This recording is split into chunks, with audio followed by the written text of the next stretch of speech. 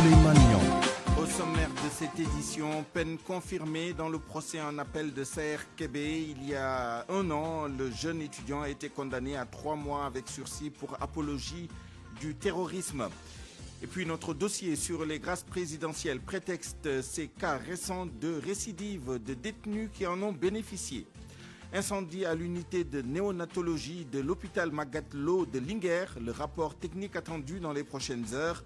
En attendant les conclusions de l'enquête, nous nous intéressons à l'organisation et au fonctionnement de cette partie sensible des structures de santé qui en disposent.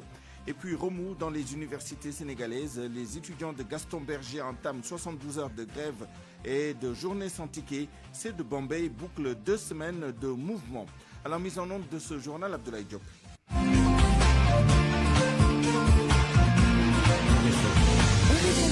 Souleymane Niang. D'abord, le drame de Linguère avec cet incendie qui a coûté la vie à 4 bébés prématurés. Le rapport technique sera bouclé dans les prochaines heures. Une équipe d'experts de la direction des infrastructures, des équipements et de la maintenance est sur les lieux depuis hier. Les premiers éléments de cette enquête technique laissent penser qu'il s'agit bien d'un court-circuit qui a coûté la vie à ces 4 bébés à l'hôpital Magatte Lô. Anna Rocha, en direct. Bonjour Souleymane, c'est un rapport donc circonstancié des événements survenus hier dimanche que le ministère de la Santé doit recevoir avant la fin de la journée. L'heure exacte de l'incendie, les personnes en service, le personnel de garde, les accompagnants qui patientaient devant l'unité de néonatologie et surtout savoir comment les choses se sont exactement passées, comment les personnes sur place ont réussi à sauver 2 bébés et pas les 4 autres. L'équipe d'experts de la direction des infrastructures, des équipements et de la maintenance est donc sur place depuis le jour du drame et c'est son travail qui permettra d'établir les faits pour ensuite pouvoir situer les responsabilités. Elle doit par ailleurs nous éclairer sur l'origine de l'incendie. Jusqu'au moment où nous parlons, il n'y a que des suspicions et des hypothèses, mais selon une source qui suit le dossier de près, tous les éléments de l'enquête technique préliminaire montrent qu'il s'agit d'un court-circuit. Un retour d'électricité aurait provoqué des étincelles sur la table chauffante. La direction de la santé de la mère et de l'enfant est également sur les lieux à l'hôpital Magatte Lô de Linguère donc pour faire aussi une évaluation. Et on rappelle que l'enquête de la gendarmerie également suit son cours. Les personnes présentes le jour du drame sont en train d'être auditionnées, Souleymane. Merci à Anna Rocha qui était en direct avec nous dans ce studio sur les derniers développements donc de cette affaire. Quelle est l'utilité d'une unité de néonatologie dans un système de soins? En quoi consistent ces différentes activités et dans quel environnement? Des questions que beaucoup se posent à cause de l'actualité sur l'incendie à l'hôpital de Linguère avec 4 bébés dans cette unité de néonatologie qui sont décédés. Réponse avec le pédiatre, le docteur Jean-Baptiste Diouf à Wambaye sur le résumé. À Wambaye que nous aurons dans un court instant. En attendant de la retrouver, allons dans les structures sanitaires qui sont malades ou les malades et accompagnants se plaignent souvent de l'accueil et de l'orientation, des analyses à tout va, des va-et-vient incessants, des accompagnants qui témoignent et proposent des solutions dans ce reportage de Salimata Awa. On ne se laisse pas t'approcher c'est bien, c'est leur façon de travailler. Mais il faut qu'ils essayent de parler gentiment avec les personnes. Les histoires se suivent mais ne se ressemblent pas. Chacun raconte sa mésaventure. Une grande enveloppe sous l'aisselle, Vieux Diop sort de cet hôpital dégoûté. Je suis venu avec mon père, mais après avoir fait toutes les analyses, on nous a demandé de changer de structure. Et une fois ici, j'ai refait d'autres analyses encore. Vous croyez que ça, c'est normal? Le malade interné dans une structure a besoin d'assurance et d'information, tout comme l'accompagnant. C'est le cri de cœur de cette dame. Il faut qu'ils essayent de parler gentiment avec les personnes. Les accompagnants. Wow, parce que si tu as une personne malade, tu es perturbé.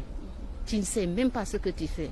Il faut quelqu'un qui peut aider à parler tout doucement, te demander ou bien te renseigner pour que tu comprennes bien. Mais si tu viens avec force, tu ne sauras même pas ce que tu vas faire. Hein? Il faut qu'ils essayent de savoir comment parler avec les patients, les accompagnants surtout. Par contre, il y en a qui prêtent souvent une oreille attentive, sauf qu'ils sont très rares, nous dit Salih Faye. Je n'ai pas eu ce problème. Je suis bien accueilli. Il y a quand même des brebis galeuses, mais il faut prendre les choses du bon côté. Mon médecin, moi en tout cas, est un ange. Comme piste de solution, ces accompagnants proposent au personnel du public de se perfectionner, comme dans les cliniques, pour mettre un terme à ce calvaire qui a tant duré. RFM, la radio de toute l'actualité. Tout autre chose maintenant, l'affaire Saër Kébé, le juge de la cour d'appel confirme le jugement de la première instance. Le jeune Mbouroua avait écopé d'une peine de 3 mois avec sursis après avoir passé 4 ans en prison. Son avocat apprécie le verdict. Selon maître Moussa Sarr, Saër Kébé a lourdement payé son erreur. Il est en train de se réinsérer ou de s'insérer à nouveau dans la société. Le voici avec Fama Dione. Mais naturellement, je suis très satisfait de la décision parce qu'on a confirmé que M. Kébé n'avait commis aucun acte terroriste. C'est une satisfaction totale sur ce rapport. D'autant plus que le garçon s'est bien resocialisé, s'est bien intégré et qu'il est aujourd'hui étudiant en 2e année. Donc c'est une satisfaction totale. Donc je rends grâce à Dieu. La chambre des appels criminels de la cour d'appel de Dakar vient de confirmer la décision qui avait été rendue le 10 avril 2019 et qui avait acquitté le jeune Saër Kébé du crime d'acte terroriste, d'apologie du terrorisme et n'avait retenu que le délit de menace et l'avait assorti d'une peine de sursis. Donc c'est une excellente décision. Le parquet est parti au procès. Le parquet n'ayant pas obtenu gain de cause en première instance, conformément à la loi, avait fait appel. Maintenant, il appartient au parquet d'apprécier s'il doit faire un pourvoi en cassation dans le délai de 6 jours. 12h07, recrutement de 5000 enseignants dans le cadre du programme d'urgence pour l'insertion et l'emploi des jeunes. Le ministère de l'Éducation nationale se concerte avec les acteurs du système ce lundi. Une série de rencontres en ligne, d'abord avec les inspecteurs d'académie, ensuite ce sera au tour des syndicats d'enseignants. Les discussions portent sur les modalités de recrutement des 5000 étudiants, des 5000 jeunes qui seront déployés dans l'enseignement élémentaire et le cycle secondaire. On sait déjà que les actes de candidature se feront sur une plateforme numérique. Remous dans les universités sénégalaises. Les étudiants de Gaston Berger entament 72 heures de grève et de journée sans ticket. À Saint-Louis, Mohamed Nabissela. 72 heures de cessation de toute activité pédagogique et de journée sans ticket, tel est le mot d'ordre en vigueur à l'université Gaston Berger de Saint-Louis, où les étudiants ont dénoncé la proposition de quotas par le ministère de l'Enseignement supérieur et de la Recherche pour la sélection des étudiants en master. On n'a pas fait cours aujourd'hui, non seulement. La semaine passée, on avait fait la grève ici. J'espère que la raison est la non-sélection des étudiants qui sont à niveau master. L'effectif aussi des nouveaux bacheliers, parce qu'on a vu chaque année des nouveaux bacheliers, l'effectif des nouveaux bacheliers s'augmente de plus en plus. La coordination ne compte pas revenir sur sa décision, même si un calme règne à l'université. Non, actuellement on ne fait pas cours, mais certainement les étudiants sont là, peut-être nous sommes là à réviser les leçons certainement. Raison pour laquelle la cause est, on a essayé le problème des masters, ceux qui sont à MO, parce que c'est les quotas de bourse, raison pour laquelle on a décrété, plus il y a trop de coupures, raison pour laquelle ce sont des motifs qui nous ont poussés à gréver. Certains étudiants vaquent à leur occupation, tandis que d'autres ne se sentent même pas intéressés. Je suis un peu pressé. En plus de la dénonciation de propositions de quotas, les étudiants ont posé également des revendications liées aux bourses et au manque d'eau dans certains campus. Cela est dû à l'effectif pléthorique orienté cette année à l'université Gaston Berger. RFM Saint-Louis, Mohamed Nabissila. Restons avec l'actualité sociale. Toujours pas de solution définitive pour la pénurie d'eau qui sévit dans l'arrondissement de Fimela. Dans le département de Fatick, des jeunes constitués en collectif crient le ras-le-bol et dénoncent la cherté des factures d'eau qu'on continue à leur faire payer. Le collectif pour la défense des intérêts de l'arrondissement de Fimela a fait face à la presse. Je vous propose d'entendre Mme Oumiguey. réunion bi nga xamné chaque année dañ koy def que pour secours yi nga xamné pour l'année 2021 dañ koy joxe population de Fatick te chaque année bu ngeen xolé dañuy choisir le moment de Ramadan. Nous avons aujourd'hui rencontré l'ensemble des 11 délégués de la commune de Fatick pour remettre les secours du budget de 2021 pour une enveloppe de 50 millions, ce dont est essentiellement constitué de riz, de sucre et aussi de dattes. Parce que vous savez qu'en période de Ramadan, quand même les populations ont besoin aussi d'être accompagnées. C'est pourquoi chaque année, nous attendons toujours le mois de Ramadan pour vraiment remettre ces dons au niveau de la population de Fatick. Donc nous avons ciblé les délégués de quartier parce que vous savez que les délégués de quartier sont les représentants du maire. Donc à chaque fois, nous voulons vraiment assister les populations. Nous nous adressons directement aux délégués de quartier qui représentent très bien le maire. Parlons maintenant du secteur de la pêche au Sénégal qui connaît des bouleversements inquiétants. Ce secteur fait face à un avenir plein de défis.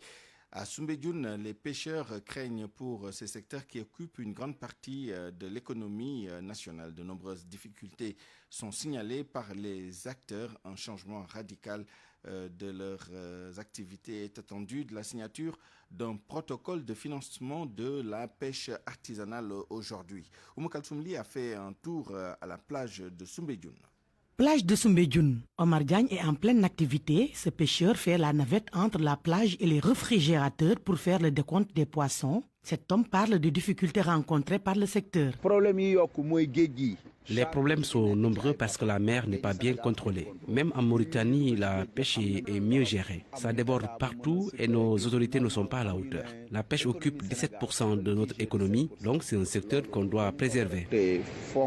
Omar Diagne ajoute, en plus de ces problèmes, les pêcheurs connaissent aussi des difficultés pour trouver du matériel de pêche, souligne le président de l'UNAPAS de Soumbédioune. Le moteur qui coûte 1 million de francs CFA, chez nous, tu l'achètes à 1 500 000 francs CFA. Et pour avoir du bois au Sénégal, c'est la croix et la bannière. En plus, l'essence coûte excessivement cher. Avec le programme de modernisation de la pêche artisanale annoncé, les pêcheurs veulent qu'on les implique dans les décisions qui sont prises. Les autorités doivent nous écouter, comme ça on pourra apporter notre contribution. Les autorités doivent nous écouter, comme ça nous allons apporter notre pierre à l'édifice. Nous n'avons que la mer pour vivre.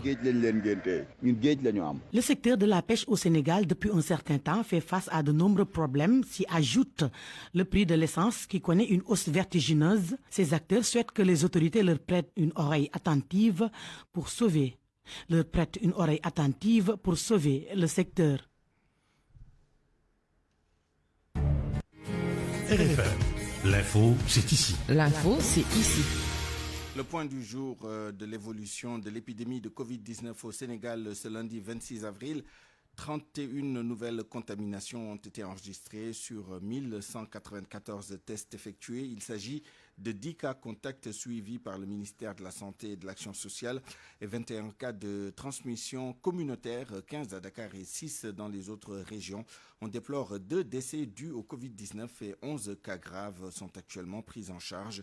43 patients ont été testés négatifs et déclarés guéris.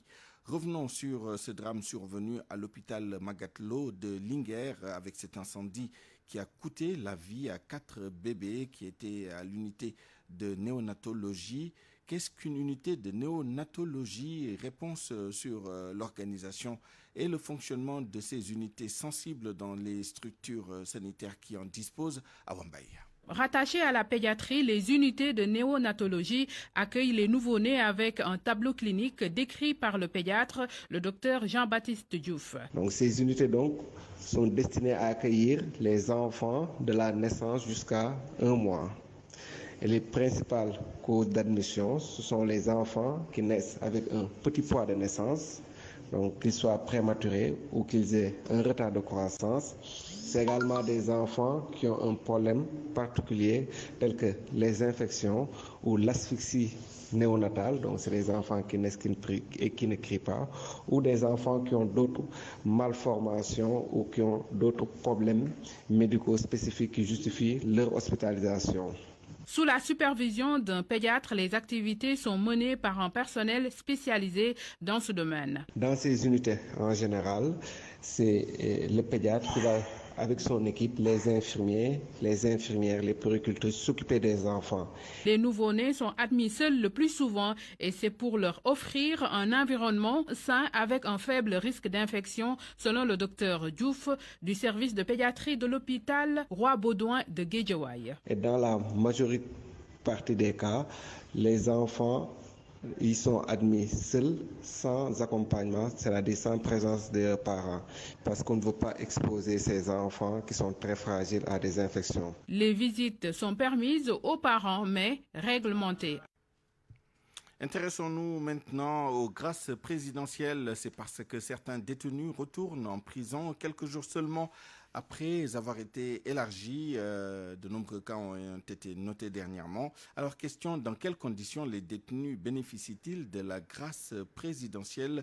Y a-t-il des critères objectifs dans la sélection des dossiers? Et comment éviter de gracier des gens qui n'en ont pas droit, comme c'était le cas avec Ouri Diallo, du nom de ce trafiquant de médicaments condamné à 5 ans de prison au tribunal de Diourbel et gracié alors même que son dossier était en appel. Mohamed Ali Mouba. Ancien directeur de l'administration pénitentiaire, Général Mansourian ne nie pas totalement le phénomène, les erreurs liées à des grâces, mais il pense qu'il est marginal. Autrement, il serait clairement quantifiable. C'est un constat qui est donc sans embâche. Ça veut dire que c'est une manière générale de se comporter des gens qui ont été graciés. Si c'est des cas isolés, exceptionnels, je pense qu'on ne peut pas à partir de là statuer.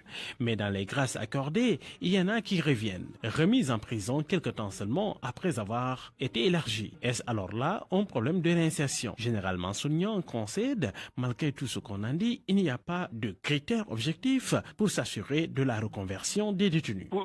C'est une estimation tout à fait subjective. On n'a pas les moyens techniques de comprendre, de décider que ce gars, effectivement, il remplit toutes les conditions pour être libéré. On pense que la personne va être capable de s'en sortir et qu'elle ne reviendra pas. Ça veut dire qu'il y a une erreur, mais je ne pense pas que ce soit quelque chose qui est lié au système. Mais dans l'affaire Ouri Diallo, il s'agit d'une grâce faite mal à propos. La personne qui en a bénéficié n'y a pas droit, son dossier n'étant pas totalement vidé. Pour éviter ce genre de méprise, comment alors rendre transparente la sélection? Donc, l'administration pénitentiaire, son rôle n'est seulement que de garder les détenus. Elle ne peut pas donner de façon systématique, comment dirais-je, des grâces. Selon Général Mansourian, pour éviter les récidives, il faut très rapidement catégoriser les détenus, éviter de mélanger petits délinquants et grands bandits. On termine avec les centrales syndicales qui se préparent à la fête du travail le 1er mai prochain. On sait qu'il n'y aura pas de défilé comme les années précédentes ou précédant la pandémie de Covid-19, mais cette pandémie sera au centre des revendications des centrales syndicales qui souhaitent l'arrêt des licenciements pour motifs liés à la pandémie. Koumbassanian Faye.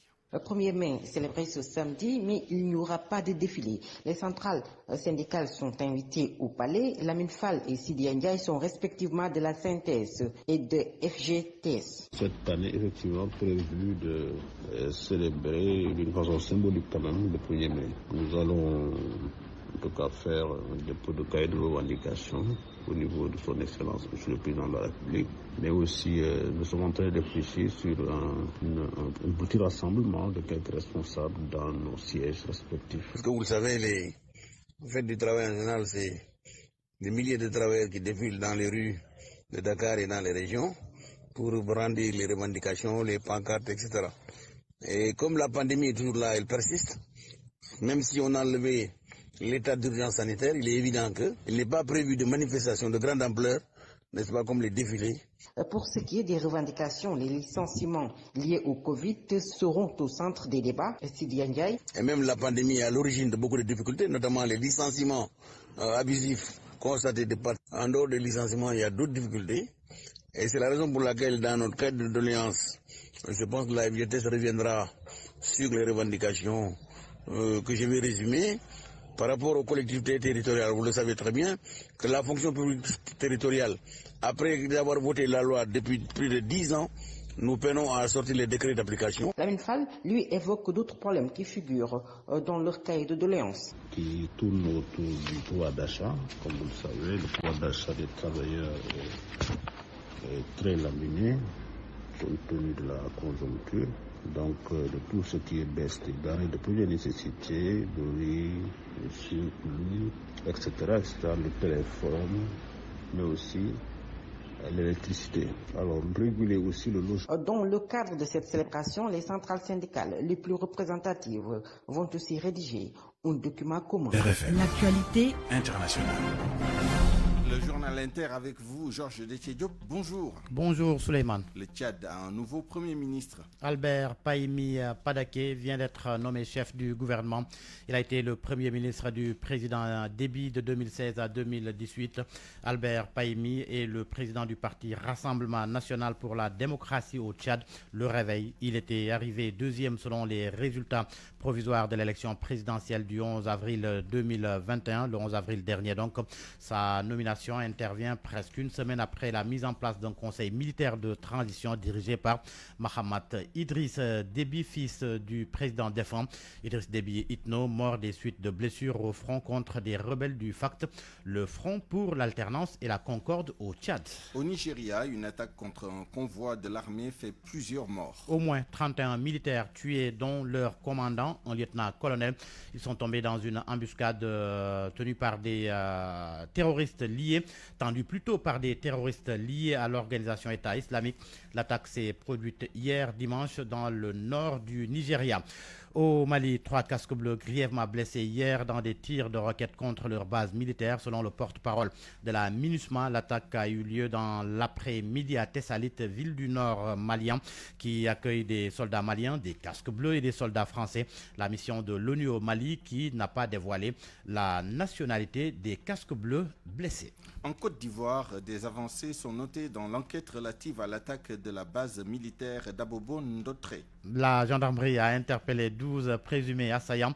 Ils sont soupçonnés d'avoir participé dans la nuit du 20 au 21 avril dernier à l'attaque de la base militaire située dans le nord d'Abidjan-Gobia-Yabi. C'est dans la nuit du 20 au 21 avril dernier que la base militaire de Ndotré, dans la commune d'Abobo, au nord d'Abidjan, qui abrite le 2e bataillon pilote projetable, a été attaquée par des individus. Le bilan fait état de 4 assaillants neutralisés et de militaires ivoiriens blessés. Suite à cette attaque, une enquête a été ouverte par la Gendarmerie nationale de Côte d'Ivoire. Enquête qui a permis de localiser dans la zone de Daloa, dans le centre-ouest ivoirien, 12 présumés assaillants.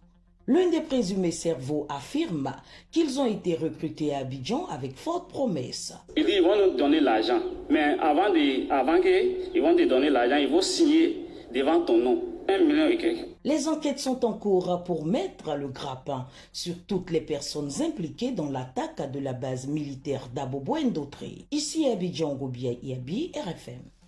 Covid-19 pour terminer, Sanofi va produire aux États-Unis jusqu'à 200 millions de doses du vaccin Moderna. Selon Sanofi, c'est pour satisfaire à la demande mondiale. Le groupe va mettre les infrastructures de son site de Ridgefield dans le New Jersey au service de Moderna pour les opérations de remplissage et finition jusqu'à 200 millions de doses de son vaccin Covid-19. Covid-19 au Canada, le Canada donc qui vole au secours de l'Inde. Le Canada va envoyer de l'aide en Inde dépassée par la pandémie. Des équipements médicaux vont être convoyés selon la ministre canadienne des services publics et de l'approvisionnement.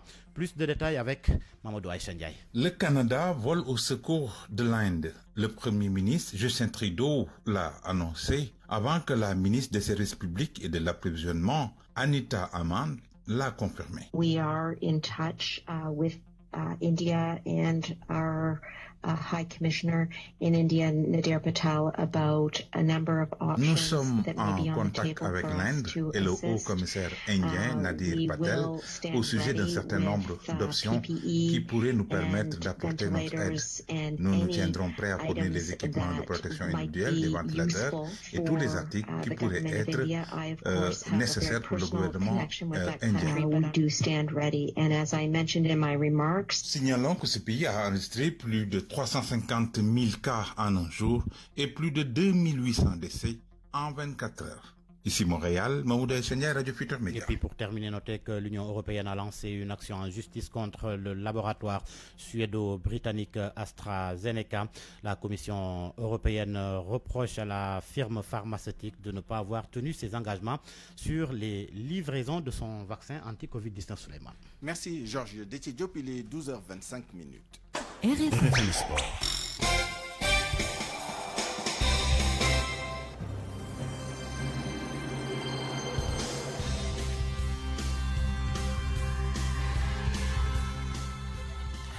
Le journal des sports avec vous, Youssouf Bodian, bonjour. Bonjour Suleiman et bonjour à tous. Taekwondo d'abord, le Sénégal va accueillir les prochains championnats d'Afrique. Une compétition prévue les 5 et 6 juin prochains au complexe Dakar Arena, c'est à Diamniadio. 25 pays ont déjà confirmé leur participation selon le président de la Fédération sénégalaise de Taekwondo. Le comité local d'organisation faisait face à la presse tout à l'heure, donc nous y reviendrons avec Soda Cham. L'escrime sénégalais sera aux Jeux Olympiques de Tokyo. L'épéiste Ndeye Bineta Diong a décroché sa qualification au Caire où s'est déroulé donc le tournoi de la zone Afrique. À Tokyo, l'escrimeuse veut donc gagner une médaille pour le Sénégal. Ndeye Bineta Diong que nous avons joint ce matin à Paris. Les qualifications sont vraiment très difficiles en Afrique. Du moment que on ne choisit qu'une seule personne, ça veut dire qu'il faut gagner la compétition pour espérer y aller. C'était très difficile. On avait essayé en 2012 et en 2016 et je crois que mon 2021 était la bonne. Et je suis vraiment très contente de m'être qualifiée parce que ça a demandé des années d'efforts qui ont fini par payer maintenant. Et de 2006 à 2014, j'étais basée à Dakar et pour pouvoir me performer et espérer être parmi les meilleurs mondiaux, je me suis installée en France. J'ai été acceptée par le maître Daniel Levasseur, qui est fondateur de l'Escrime sans frontières, qui m'a accueilli et m'a adopté et m'a beaucoup aidé sur tous les plans et a permis aujourd'hui que je réalise un rêve d'enfant, c'était de participer aux Jeux Olympiques. Et comme le dit mon maître d'armes, tout est possible aux Jeux. Qui ose gagne et on va aller chercher cette médaille. On mettra tous les moyens qu'il faudra pour ramener cette médaille. On y mettra beaucoup de volonté, beaucoup de courage et beaucoup d'hargne pour rapporter cette médaille. On en a besoin. Ndeye Bineta Diong donc qualifié en escrime pour les Jeux Olympiques et retour d'autres athlètes sénégalais tels que Ibrahima Sey en para-taekwondo, Mbagnick Ndiaye en judo, Adama Diatta en lutte, Youssouf Fall en javelot, Ibrahima Diaw en tennis de table et Jean-Paul Boris en canoë-kayak. Football, le président de la fédération guinéenne devrait renoncer à briguer un nouveau mandat. Antonio Soare donc qui est contraint par la FIFA qui menace de suspendre la Guinée si le président sortant se présentait. Il lui est reproché donc un cumul de responsabilités vu comme un conflit d'intérêts et une violation du code d'éthique de la FIFA. La secrétaire générale de l'instance dirigeante du football mondial a mis en garde la Guinée hier. La Sénégalaise Fatouma Diouf Samoura qui a pris part à une réunion virtuelle avec le président de la République guinéenne Alpha Condé et le président sortant de la FEGUFOOT. L'Assemblée générale élective est prévue le 14 mai prochain. Le foot en Italie avec la suite de la 33e journée de Serie A. Naples de Kalidou Koulibaly qui est 5e se déplace à Torino à 16h30. En cas de victoire, les Napolitains vont occuper provisoirement la 4e place du Milan AC qui joue la Lazio de Rome. Le match est prévu à 18h45. Et puis en Angleterre, suite de la 33e journée de Premier League, Leicester 3e qui affronte Crystal Palace de Cheikhou Kouyaté qui est 13e. Oui, nous parlons, Suleiman, de la lutte simple pour terminer avec le drapeau du chef de l'État qui fait son retour après l'annulation de l'édition 2020 à cause de la pandémie. Kaolack va accueillir la compétition. Ce sera la première édition que va organiser la nouvelle équipe du CNG. Son porte-parole, Adama Bob, que je propose de suivre. Inch'Allah, le drapeau du chef de l'État aura lieu cette année à Kaolack durant les journées du 28, 29 et 30 mai. Inch'Allah à Kaolack. Déjà, une mission du CNG a été à Kaolack la semaine dernière pour les reconnaissances des sites d'hébergement, rencontrer les autorités locales notamment le gouverneur, le préfet et le maire. D'ailleurs, une délégation du CNG a été invitée pour participer en début du mois, le 3 mai, à un CRD spécial consacré à cet effet, au drapeau du chef de l'État. Du moment que nous sommes en période de pandémie, il existe bel et bien un protocole sanitaire à cet effet qui sera exécuté par l'équipe médicale qui fera le déplacement à Kaolack. Et toutes les mesures seront prises pour les mesures barrières. Ça, nous ne cesserons de le répéter. Ils ne sont pas aussi censés ignorer que nous sommes en période de pandémie et que toutes les dispositions adéquates seront prises à cet effet. Inch'Allah. C'était Adam Abob, donc le porte-parole du CNG de lutte, Souleymane. Merci Youssouf Bodian, 12h31 minutes. Le travail et l'esprit d'équipe, voilà ce qui compte chez Beko. Être à l'écoute de vos préoccupations et vous offrir des solutions intelligentes, novatrices, qui vous simplifient la vie, voilà la clé du succès de Beko qui a persuadé 447 millions de foyers à nous faire confiance. Beko, numéro 1 de l'électroménager en Europe, partenaire de votre quotidien. Jusqu'au 15 mai 2021, profitez de la super promo Ramadan de Electronicorp pour acheter des équipements Beko avec une remise exceptionnelle. Electronicorp, partenaire des grandes marques. Beko vous offre votre revue de presse. La presse de ce lundi 26 avril 2021 passée en revue par Mohamed Ali Mouba. Bonjour. La fin tragique de 4 mômes à l'hôpital de Linguère. 3 mots pour le dire. Le quotidien titre « Vie en cendres ». 4 bébés meurent calcinés dans un incendie au service de néonatologie. Soupire le journal LAS. Fin tragique pour les petits anges, regrette Libération. Les petits anges regrettent Libération qui précise que les nouveau-nés sous couveuse sont morts, brûlés vifs par le feu samedi. 2 autres dans un état critique, des jumeaux qui devaient sortir le même jour parmi les victimes. Une des mamans confie dans le même journal « Je n'ai même pas eu le temps de tenir mon fils dans mes bras ».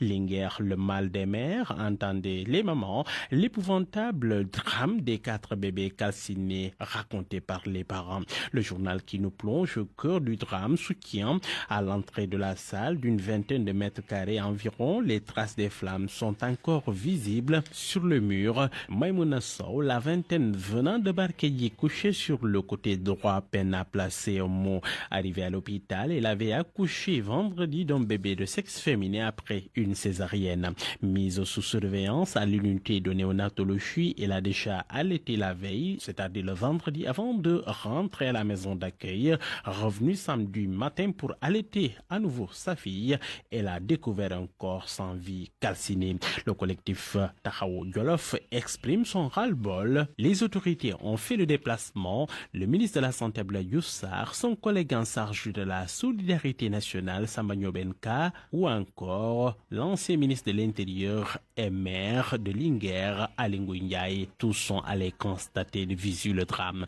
Mais d'emblée, les sources de l'Observateur écartent la thèse du court-circuit. Elles fondent leur conviction sur le fait que le disjoncteur qui assure la sécurité de l'installation interne de la structure n'a pas sauté. Mieux, si le disjoncteur a été défectueux, les fusibles du coupe-circuit, la deuxième protection de l'installation électrique seraient eux aussi endommagés. Cette hypothèse écartée, les regards se tournent alors sur la table chauffante installée dans la salle, laquelle est dotée de lampes incandescentes, chacune d'une puissance de 60 watts, dégageant une forte chaleur et enveloppée par une moustiquaire. Même observation de source A, les enquêteurs soupçonnent que la chaleur provenant des lampes ait fini par brûler les moustiquaires. La thèse donc du court-circuit écartée. En tout état de cause, la gendarmerie a ouvert une enquête. Le personnel de l'hôpital a été auditionné. La lumière devrait être faite sur l'accident. La lumière, c'est ce qu'exige le papa de l'élève sous-officier de police alors qu'il était en formation de l'école de police, mort alors qu'il était en formation à l'école nationale de police.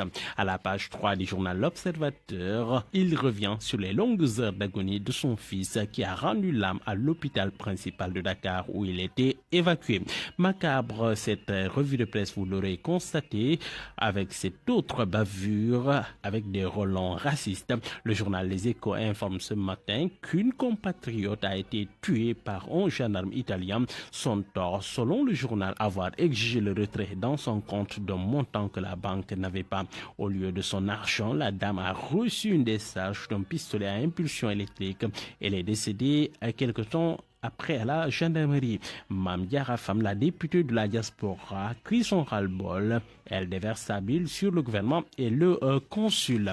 Vaste coup de filet anti-mafia à AIBD. L'observateur constate que l'aéroport international Blaise Diagne a été assaini d'une vaste mafia huilée ingénieusement entretenue par des agents de structures sous-traitants au condom des passagers et surtout des compagnies aériennes dont Air Sénégal. Un démantèlement parti d'une plainte déposée par la police espagnole se plaignant d'un passager tout au moins mystérieux. Des trafics de passagers, escroqueries, trafic de bagages, mise en danger de la vie d'autrui, usage de faux sur des cartes d'embarquement, prise indûment de sommes d'argent sur des passagers. Voilà quelques infractions retenues contre les délinquants. À la une du journal Les Échos, mort prochaine de l'UCG, l'État veut confier nos ordures à une société sri-lankaise.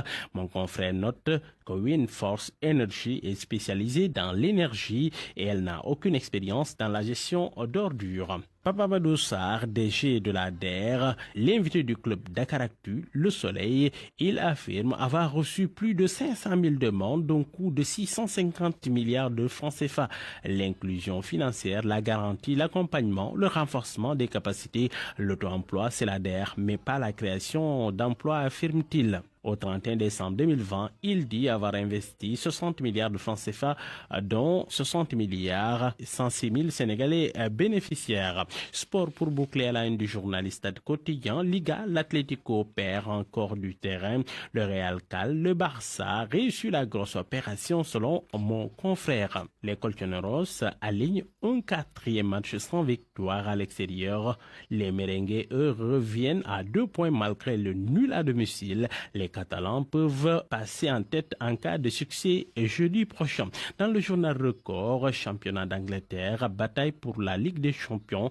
Chelsea de Mendy, solide 4e. Liverpool de Sadio Mané s'éloigne du top 4 après les dernières prestations fournies en Angleterre ce week-end. Bonne nuit à tous.